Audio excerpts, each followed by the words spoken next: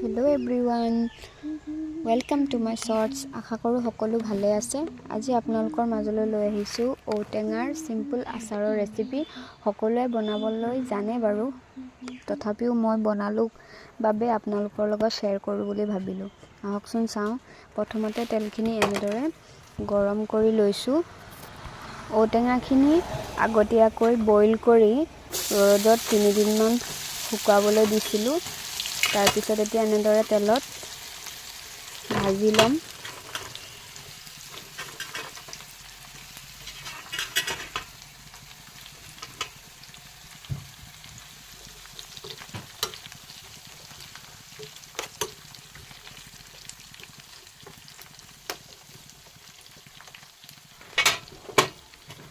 মছলাখিনি মই dry roast কৰি মিক্সাৰ গ্ৰাইণ্ডাৰত ভালকৈ পিহি লৈছোঁ।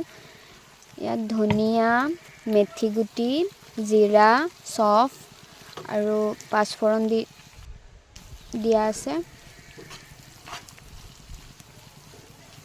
এইখিনি ভালদৰে এনেদৰে লৰাই তেলখিনি ভালকৈ সোমোৱালৈকে ভাজি ল'ম।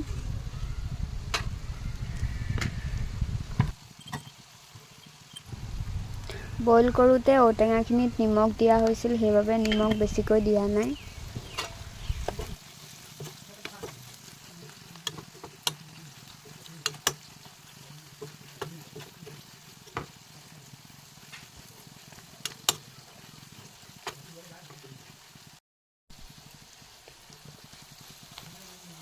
এইখিনি হৈ গৈছে। গেছটো অফ কৰি এইখিনি ঠাণ্ডা হ'বলৈ দিম। ঠাণ্ডা হোৱাৰ পাছত এইখিনি কাঁচৰ পাত্ৰ এটাত ভৰাই থ'ম। কাঁচৰ পাত্ৰত হেনো আচাৰ থ'লে বহুত ভাল হয় খাবলৈ।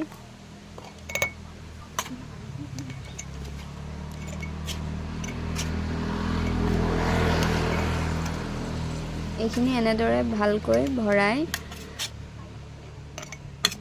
2-3 দিনমান ৰ'দত দিয়াৰ পিছত আচাৰ খাবলৈ ৰেডি হৈ যাব।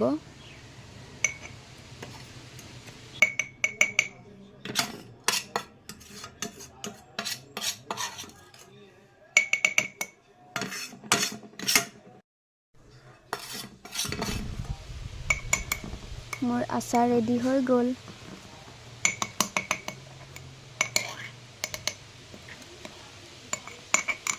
ভিডিঅ'টো চাই কেনেকুৱা পালে জনাবলৈ নাপাহৰিব।